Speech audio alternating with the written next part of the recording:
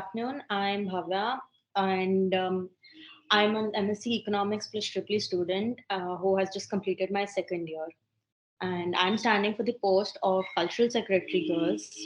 So far in my 2 years mm, in as a Bitsian, I have joined several clubs, departments, and worked there. I've been given several positions of responsibility, such as the SAFL Korean Division Lead, Grunt Panel. I'm the member of the NSS Core Committee, the Queer Consortium Student Body Representative, and the MHSG Core. And I was one of the MHSG Core members. I've also, alongside with these, I've also worked for several other clubs and departments such as Swaranjali, Bitsman, DEP, Arts and Deco, Nirman, NSS, and so on.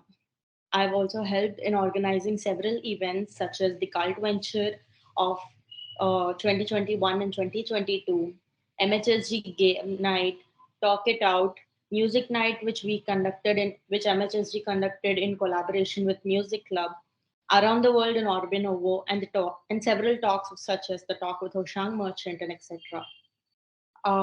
So with my experience as a Bitsian in and my work that I have done in directing the activities of SAFL or the emotional work that I have put in with MHSG has made me realize that I can do similar things for the ideal and holistic growth of our campus, which is why I'm standing for this post of Cultural Secretary Girls.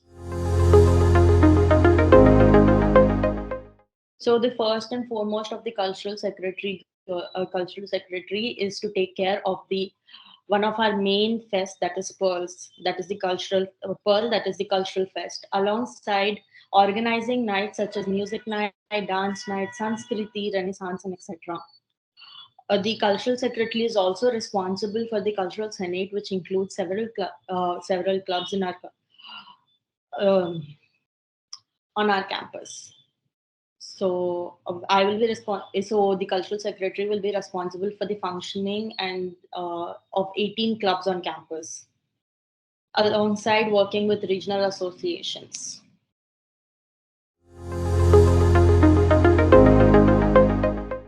I've taken up several PORs in the past as well. Even before I came to BETS, I was the deputy head girl in my school. I was the social responsibility secretary in my school.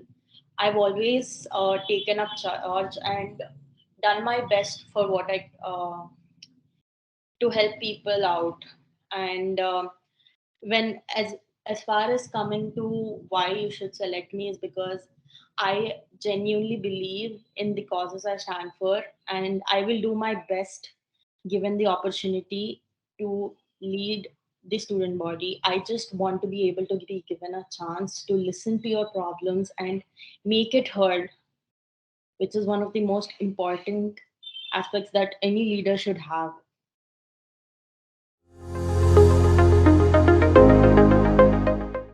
So first of all, as you said, 2022 batch will be the first batch to start off the regular college life as we all should have, because our first year was online and most of our juniors first year is also online, and even now when they're on campus they do not have the proper events that usually take place in their semester 1 and semester 2. So first of all, the FGP program will continue, where people will the mentors will train or will help their mentees to accustom to college life. But apart from that, I plan on bringing campus life back to its old glory, like Sanskriti, Renaissance, or several dance and music nights being arranged. This my first and foremost goal, despite anything being written in my manifesto, is to first bring back campus to its previous glory and make sure that 22 batch gets to see and experience everything that we haven't been able to so far. I may have not experienced it firsthand, but I am willing to give my 100% and take help when needed to give the next incoming batch of students the college life experience that they deserve in their first year. So these workshops organized by professionals will be more along the lines of classes taken by them. A lot of members in the GB they actually want to learn a skill but do not have a platform to do so. Like, there are people who apply, for example, there are people who apply to Swaranjali and they're not inducted into Swaranjali or as members or enthusiasts, but they're very willing to learn the art form. But the clubs can conduct 2 3 workshops per semester, but not more than that. But if we bring in an external professional teacher, they can actually learn from them. And I feel that these people will be willing to pay to learn, because it will not be just a one time experience, it will be actually completely learning the skill which they have always wanted to.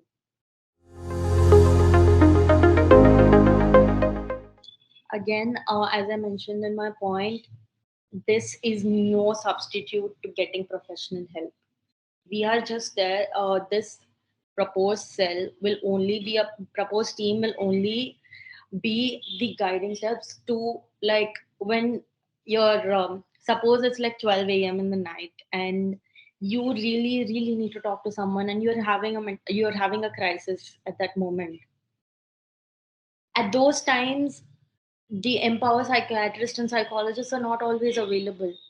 It is always better that there is someone who understands mental health and understands how to deal with it, to be there to talk to.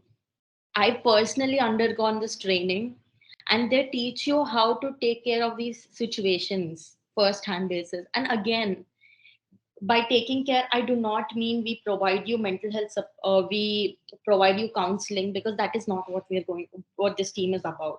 This team is about like being the first responders. Like, suppose there are doctors in the hospital, but before you go to the doctor, if there is an emergency situation, you will call the paramedics, right? The paramedics will perform basic first aid just to keep that person alive till they see the doctor. I'm not. So I'm just saying these people, this team of students will be like the paramedics more than the doctors. I am not saying they are the substitute for doctors, and they will never be the substitute for any kind of professional help. They will just be the leading stepping stones towards professional help.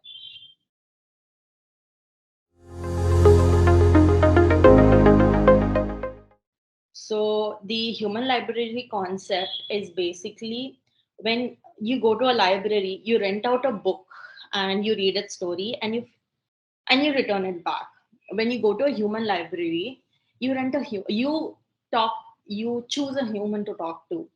So there are two ways to go about this. One is a group and one is one on one. So if it's one on one, we will redact the names of the people who are the books or the stories, who are willing to share their stories with people. And we will only give out basic information, like suppose he's a third year, right?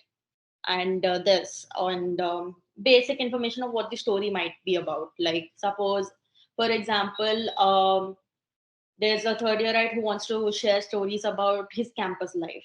So third year right campus experience will be there. So when this person walks in, they can choose one of these options, can go sit with them, have a talk for about 30 45 minutes, and they can share their stories, their experiences, and they can listen and ask questions. And the second kind is that it is a group kind. So about 10 people are grouped together randomly, and all of them get a chance to talk about one story, one small incident that affected their life. Or it doesn't even need to be something that really affected you also. It can be any small story that you've experienced and you would love to share it with other people. This way, it helps people communicate, learn, and grow through each other.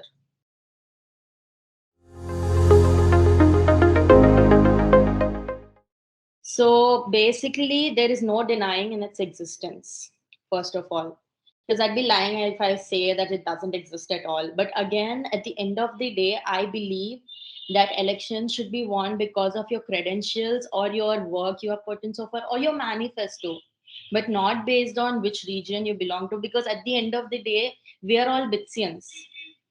That is what we are. Our identity should be Bitsians, not that we are from a particular region, or that I'm Telugu or someone else is North Indian. That shouldn't be our identity. Our identity are Bitsians, and I plan on just winning as a Bitsian if I do. If I ever win, I want to win as a Bitsian. That's all I'm saying. but there is no denying in its existence. It does exist. Thank you for your time today. Thank you.